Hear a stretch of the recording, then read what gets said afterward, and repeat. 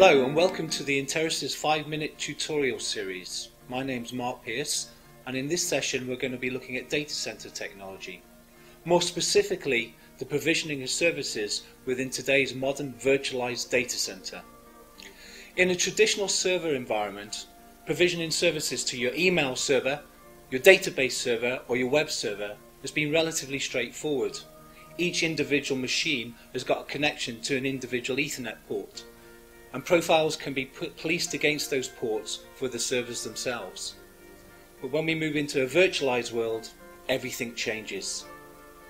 In a virtualized world, now we could have 2, 3, 5, maybe as many as 20 virtualized servers on a single Ethernet port.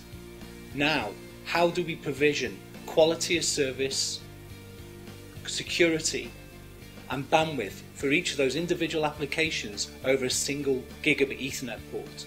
With the Enterasys policy-enabled switching architecture and policy manager application, it's easy, straightforward and simple to provision services for multiple virtual machines, even if they're on a single gigabit or Ethernet port. So let's see how Enterasys does this.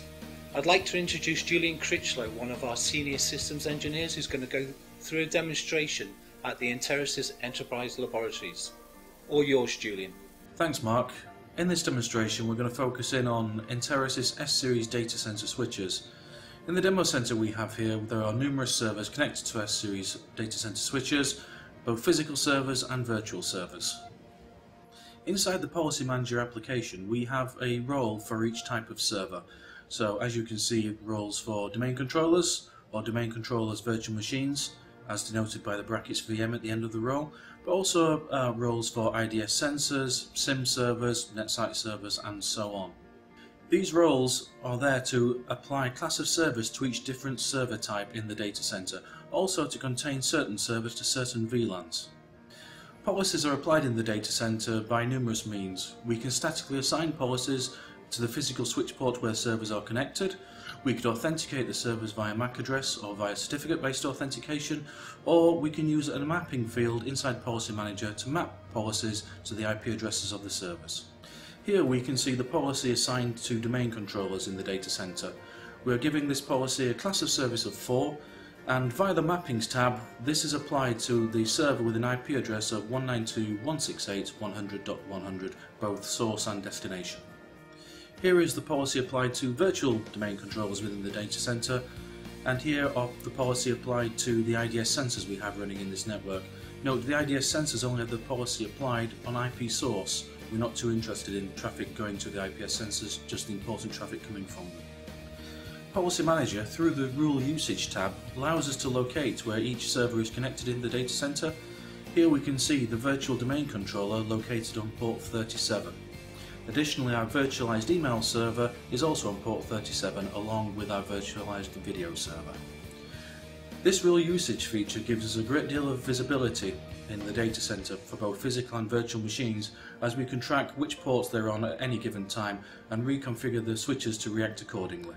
For the demonstration, we're going to show effective and efficient class of service applications to virtual machines within the data center. For this example, we have altered the speed of the ports that our virtual machines are connected to the network to down to 10 megabits per second. This will allow us to easily oversubscribe this link and show how Policy Manager can help with oversubscription in the data center. Here we have two concurrent pings running, one to the video server, a virtual machine, to our virtualized domain controller. As we can see, both pings are currently running very successfully. We also have a traffic generation tool running called JPerf. This has been configured to inject 500 meg of UDP traffic across our 10 meg link to our virtual machines. When we run the JPerf application, we can see that the latency to the video server, a low priority server, as denoted in Policy Manager with a class of service of 1, the pings start to time out or increase to a high degree. The virtual domain controller's pings stay a steady 2 to 3 milliseconds in the face of this massive oversubscription on a 10 meg port. To demonstrate the simplicity with which we can apply class of service to different machines and virtual machines in the data center, we'll now drop the class of service on our virtual domain controller down to 1, the same as the video server, and we can now look at the effect that this has on the virtual domain controller's ping time. They have increased in latency or are timing out in the same fashion as the video server's ones are.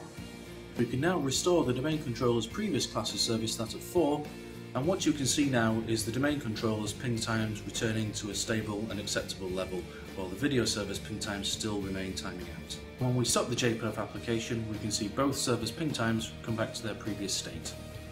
As you can see with the Policy Manager application, we have a single management platform to control all class of service settings in the virtual and physical data center. Fantastic, thanks Julian. So, we've just demonstrated how Enterasys Datacentre S-Series switches, in combination with our Policy Manager, can automatically provision quality of service and service delivery for virtual machines connected to a single Ethernet port. And even when that Ethernet port is oversubscribed by different traffic, those machines that require certain amounts of bandwidth and service delivery are protected and quality of service is assured. So, in our next 5-minute tutorial, we're going to be looking at provisioning of security within a virtualized data center. If you want more information on any of these topics, please look at the Enterasys website, www.enterasys.com. Thank you and goodbye.